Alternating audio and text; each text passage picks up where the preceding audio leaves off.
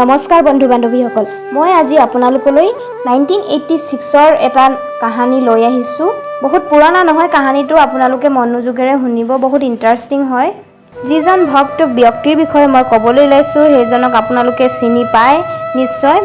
এয়া একদম সঁচা ঘটনা। আহক কাহিনীটো শুনো। এজন মহাত্মা আছিল যিয়ে বৃন্দাবনৰ নিবাসী আছিল। তেওঁ ভগৱানৰ নাম কীৰ্তন প্ৰচাৰ কৰিবলৈ বহুদিনৰ পৰা জয়পুৰত আছিল। 1986 চনত তেওঁ এদিন সপোনত ৰাধাৰাণীক দেখিছিল আৰু ৰাধাৰাণীয়ে কৈছিল যে বাবা অতি সোনকালে তুমি বৃন্দাবনলৈ গুচি যোৱা। বাবাই ৰাতিপুৱাই তেওঁ নিজৰে শিষ্য বলদেৱ ৰামক ক'লে, মোক ৰাধাৰাণীয়ে বৃন্দাবনলৈ মাতিছে, মোক অতি সোনকালে বৃন্দাবনলৈ লৈ ব'লা। সপোনত আহি এনেকৈ কোৱাটো বলৰাম দেৱৰ অলপ বেলেগ লাগিছিল। তেওঁ ভাবিছিল যে এনেকুৱা কি কাম যে বৃন্দাবনতহে হ'ব, যদি ৰাধাই বিচাৰে ইয়াতো কৰিব পাৰে। আৰু এনেকুৱা লাগিছিল যেন এই সপোনটো ভ্ৰমো হ'ব পাৰে। কিন্তু বাবাৰ কথা বলৰাম দেৱে মানা কৰিব নোৱাৰে। সেইকাৰণে বলৰাম দেৱে বাবাক মটৰ চাইকেলত বহাই লৈ বৃন্দাবনলৈ যাবলৈ ওলাল। যাবৰ সময়ত বাবাই সকলো শিষ্য আৰু প্ৰিয়জনক মাতি অন্তিম বিদায় ল'লে। বিদায় দেখি বলৰাম দেৱৰ মনত বেলেগ এটা ভাৱ আহিছিল। ভাবিছিল সদায়ৰ কাৰণে যোৱাৰ কাৰণে চাগে এনেদৰে বিদায় লৈছে। বলৰাম দেৱে বাবাক লৈ বৃন্দাবন পালেগৈ। বাবাই বৃন্দাবনলৈ গৈ এজন আত্মৰাম নামৰ ভক্তৰ ঘৰত গৈ থাকিল। গধূলি বাবাই বলৰাম দেৱক লগত লৈ বজাৰলৈ গ'ল আৰু এখন সৰু ৰাধা কৃষ্ণৰ ফটো আৰু লগতে গৌৰ নিতাইৰ থকা ফটো কিনি আনিলে। বাবাই বলৰাম দেৱক ক'লে, তুমি ঘৰলৈ যোৱা, মই বেলেগ এজন শিষ্য মুৰাৰীলাল হঁতৰ ঘৰলৈ গৈ আহোঁগৈ। বলৰামে ভক্ত আত্মৰাম ঘৰলৈ আকৌ গুচি আহিল। ইফালে বাবা আত্মৰাম ঘৰ নাপালেগৈ। বলদেৱৰামে বাবাক বিচাৰি মুৰাৰীলাল হঁতৰ ঘৰলৈ গ'ল আৰু দেখিলে বাবা দেখোন তাত নাই, অহাই নাই। সকলোৱে আচৰিত হ'ল, বাবা কলৈ গুচি গ'ল। পিছদিনাখন সকলোৱে মিলি বাবাক বিচাৰিবলৈ ধৰিলে। বাবা কলৈ গ'ল কোনেও ধৰিব নোৱাৰিলে। বলৰামৰ মনলৈ চিন্তা আহিছিল যে ৰাধাৰাণীয়ে তেওঁৰ নিজৰ ধামলৈ মাতি ল'লে নেকি।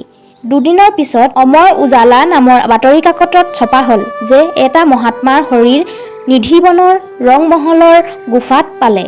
ভক্তসকল দৌৰি নিধিবন পালেগৈ আৰু দেখিলে যে তাত সেই বাবাজনৰে শৰীৰ পৰি আছিল। নিজ নিকুঞ্জলৈ বাবা গুচি গ'ল, কিন্তু তেওঁৰ শৰীৰটো তাতে পৰি ৰ'ল। আপোনালোকে জানেনে সেই বাবাজন কোন আছিল? সেই বাবাজন আছিল ৰাধাৰমন। কলিকতাৰ পাঠবাৰী প্ৰসিদ্ধ শ্ৰী ৰামদাস বাবাৰ শিষ্য শ্ৰী ৰাধাৰমন দাস আছিল। শ্ৰী ৰাধাৰমন দাসৰ জন্ম 14 এপ্ৰিলত 1932 চনত বংগাল জিলাৰ 24 পাৰগানাত অন্তৰ্গত। তেওঁৰ পিতা বিনয় কৃষ্ণ জমিদাৰ লগতে কলিকতা হাইকোৰ্টৰ এজন প্ৰসিদ্ধ উকিল আছিল। মাতা শ্ৰীমতী মেনকা দেৱীৰ এগৰাকী ভক্তিমতী হোৱাৰ লগতে এজন বহল হৃদয়ৰ মহিলা আছিল।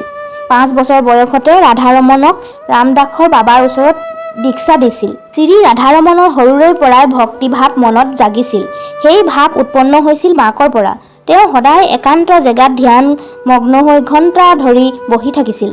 ভক্তিৰ লগতে তেওঁ পঢ়া শুনাও সম্পূৰ্ণ কৰিছিল। কলেজত পঢ়াৰ সময়ত তেওঁ সদায় মন মাৰি অকলে থাকিছিল, কাৰো লগত কথা পতা নাছিল।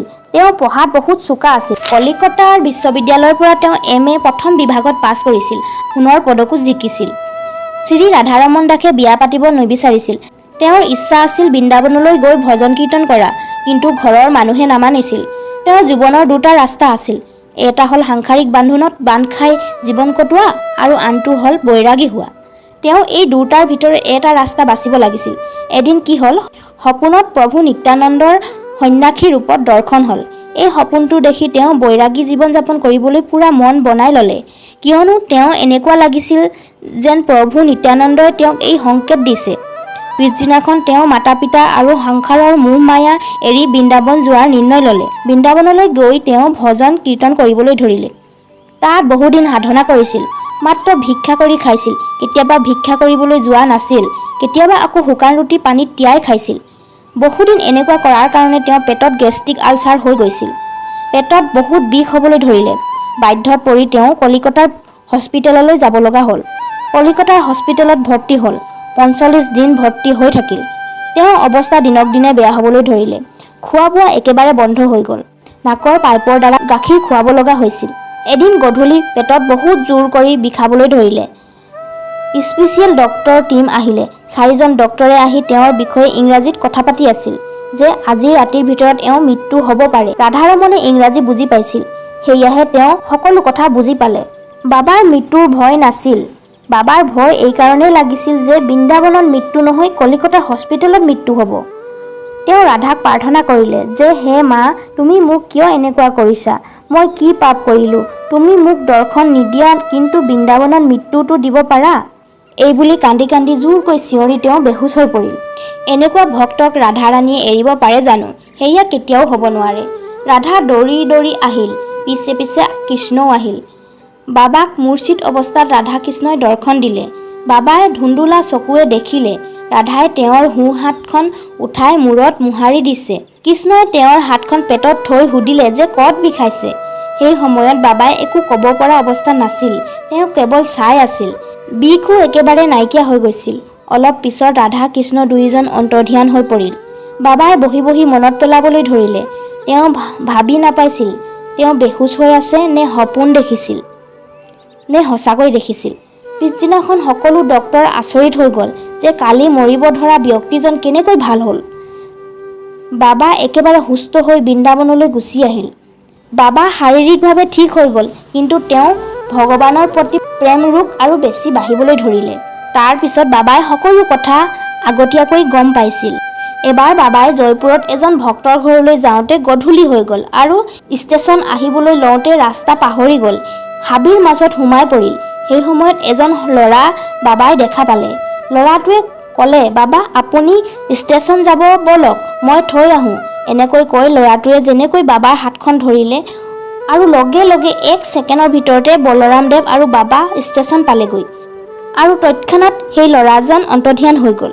এবাৰ বাবাই চকুৰ আগতে ভগৱান গৌৰ নিতাই একেকাৰ হৈ যোৱা দেখা পাইছিল আৰু কৈছিল, গৌৰ নিতাই আৰু ৰাধা কৃষ্ণ ময়ে হয়। ৰাধাইও কেইবাবাৰো বাবাক দৰ্শন দিছিল। এবাৰ বাবাই ৰাধাৰাণীক খাৰু পিন্ধাই দিছিল আৰু লগে লগে অন্তৰ্ধানো হোৱা দেখা পাইছিল। এবাৰ বাবাই কৃষ্ণক বৃন্দাবনত খেলি থকা দেখা পাইছিল। যেনেকৈ বাবাই বেগৰ পৰা লাডু উলিয়াই দিব লৈছিল, লগে লগে চকুৰ আগতে কৃষ্ণ অন্তৰ্ধান হৈ পৰিছিল। এনেকুৱা বহুত বাবাৰ লগত লীলা হৈ গৈছিল। এয়াই আছিল আজিৰ কাহিনীটো। আপোনালোকে শুনি কেনেকুৱা পালে মোক কমেণ্ট কৰি জনাব। ভাল লাগিলে যদি লাইক, শ্বেয়াৰ, ছাবস্ক্ৰাইব কৰিবলৈ নাপাহৰিব। আজিলৈ আহিছোঁ। Bye bye friends.